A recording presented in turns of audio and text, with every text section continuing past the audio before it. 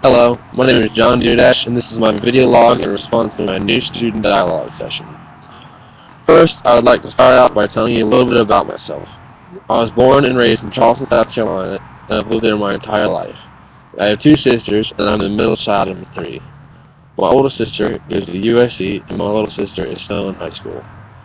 My father went to Clemson, which was probably the main influence for me coming here. I'm majoring in business management and hope to find a job back home in Charleston one day.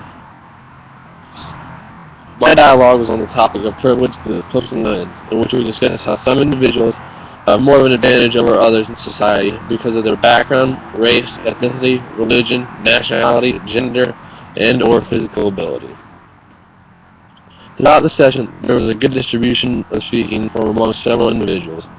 The majority of the class was open to discussion, but I observed that more of the guys were voicing their thoughts than the girls. The leaders did an alright job at getting true dialogue started. I feel as though a few more icebreakers activities to get the entire class involved would help prevent those awkward standstills where nobody would say anything. There was often a time when a topic came up that the leaders were inadequate at getting dialogue started, and so it made it just awkward silences. However, there were a few points that I felt strongly on, such as socioeconomic status, gender, and physical ability. These points, to me, seem like the most important when it comes to having privileges in a modern society, such as the Christian community. Socioeconomic status plays a key role today because in society, those with money are more privileged than those without money. America is a greedy nation, so if you don't have money to support yourself, as well as the upper class, then the upper class has more of an advantage to survive and adapt. Also, money can lead to having vast more opportunities for advancement.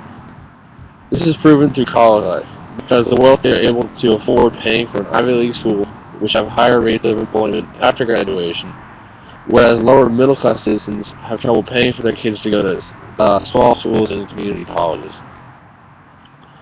This also has a cyclical effect because those kids that go to community colleges will have less opportunities for high-paying jobs, so they won't be able to afford to send their kids to better schools. Gender was another one of my key points that I felt had the most influence on privilege. This is not to be sexist in any way, but to make a personal observation. I acknowledge that women have done exceedingly well in recent decades to further themselves and match the status of men, such as women holding positions in the presidential cabinet. That was unheard of 15 years ago, but men still have a strong hold on those positions which matter most, such as the president. However, women are coming up in the world as more women become CEOs and find jobs high up in the government. But I think the view of women is what creates the gap. Men are often portrayed as strong men of character, able to make the right decisions on instinct, and I feel women aren't seen as such. Generally, women are seen as following more of their emotions and their instincts, and this can often lead to incorrect or inappropriate decisions. The last key point when it comes to being privileged in society is having physical ability. The physically able are seen as being the elites or the prestigious people of large society. Not because they are actually more prestigious, but because society today is condescending to the meek and the physically impaired. People glorify the physically able. An example of this would be a wide receiver for the NFL being put on the cover of a worldly published magazine, such as Sports Illustrated. How many times have you ever seen a person in a wheelchair or crutches being signified in positive light? Sure, there are some that have overcome the adversity and compete in the Paralympics or Special Olympics, but it's very rare, and this is inappropriate. And it's not fair. So these were the key points that I felt had the most influence on having privilege in society.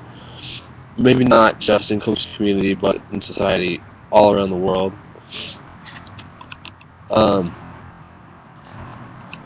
Again, I feel as though the dialogue session was all right, but there were some skeptics that kept themselves reserved and didn't always share their opinions. Thank you for your time.